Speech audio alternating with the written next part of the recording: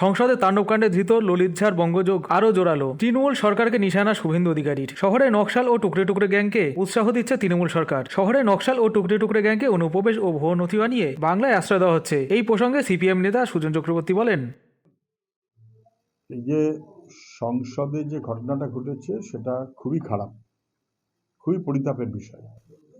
আমাদের নিরাপত্তা হাল যে কোথায় এসে পৌঁছেছে, এমনকি নতুন সংসদ ভবনে, সেটা খুবই দুশ্চিন্তার ব্যাপার, এ নিয়ে কোনো সন্দেহ নেই।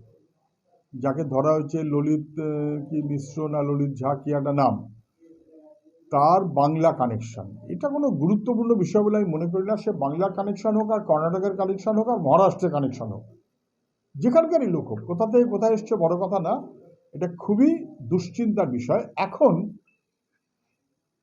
তার সাথে কোথায় কার কি সম্পর্ক আছে না আছে এইসব নিয়ে নানান রকম বেরোচ্ছে। কেউ বলছেন তৃণমূলের সঙ্গে তার সম্পর্ক, কেউ বলছেন বিজেপি এমপি যে ভিজিটার স্লিপ দিয়েছে তার সঙ্গে তার সম্পর্ক, ইত্যাদি ইত্যাদি। যদিও আবার কেউ মুখে মুখে টুকরে টুকরে গ্যাংও বলতে শুরু করে দিয়েছেন, ফালতু কথা সমস্ত। এটা ঠিক যে তৃণমূলের নেতাদের সঙ্গে তার ছবি দেখা যাচ্ছে, অন্তত আমি তো আর ভেরিফাই করিনি। আবার এটাও ঠিক যে এই টুকরে টুকরে গ্যাং বলে যাদের বলা হয়েছে তার সঙ্গে তো রাজনাথ সিং মমতা ব্যানার্জির একসাথে ছবি আছে, দেখতে চান?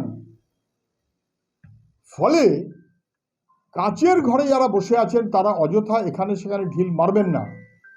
ভারতবর্ষে সংসদ, সেখানে যে ঘটনাটা ঘটলো, যার ভিজিটার স্লিপ সে বিজেপির এমপি, সেখান থেকে ধরলেই তো আস্তে আস্তে এগোয়। এবার বাংলা না মহারাষ্ট্র, তার সঙ্গে কার ছবি দেখুন। তদন্তের মধ্যে সব স্পষ্ট হোক, তার আগে যে যার মতন তদন্ত করে ফেলবেন না।